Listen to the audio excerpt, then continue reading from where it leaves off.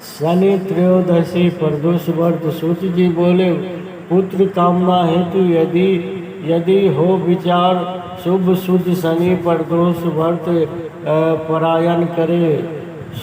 सुभक्त विशुद्ध व्रत कथा। प्राचीन समय की बात है। एक नगर सेठ धन दौलत और वैभव में संपन्न था और वह अत्यंत दयालु था। उसके यहाँ से कभी कोई भी खाली हाथ नहीं लौटता था। वह सभी को भी भरकर दान दक्षिणा देता था, लेकिन दूसरों को सुखी देखने वाले सेठ और उसकी पत्नी स्वयं काफी दुखी थे।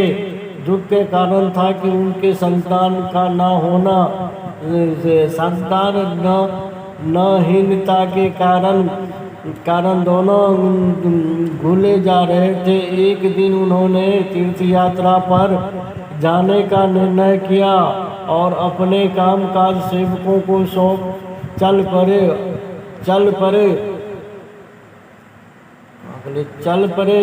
अभी वे नगर के बाहर ही निकले थे कि उन्हें एक विशाल वृक्ष के नीचे समाधि लगाए एक तेजस्वी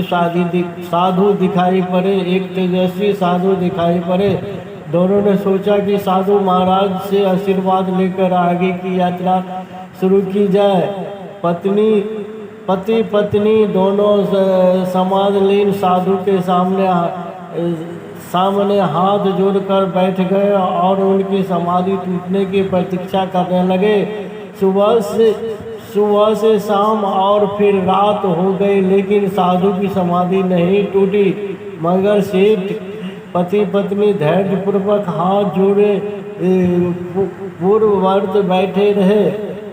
अंततः अगले दिन प्रातः काल साधु समाधि से उठे। सेठ पति पत्नी को देखकर वह मंद मुस्कुराए और आशीर्वाद स्वरूप हाथ उठाकर बोले, मैं तुम्हारे अंत मन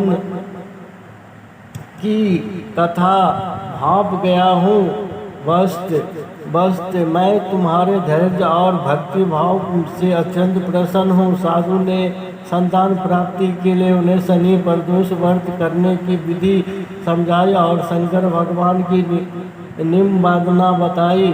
हे रुद्रदेव शिव नमस्कार, शिव शंकर जगत गुरु नमस्कार, हे नीलकंठ सूर्य नमस्कार, शशि मौली चंद्र सुख नमस्कार, हे उमाकांत सुधि नमस्कार, उग्र रूप मन नमस्कार, ईशान ईश प्रभु नमस्कार, विश्वेश्वर प्रभु शिव नमस्कार।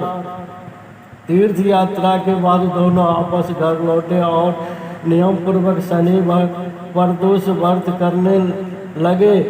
कालांतर में सेठ की पत्नी ने एक सुंदर पुत्र को जन्म दिया और शनि प्रदोष व्रत के प्रभाव से उसके यहाँ छाया अंधकार लुप्त हो गया। दोनों आनंद पूर्वक रहने लगे। हर हर महादेव।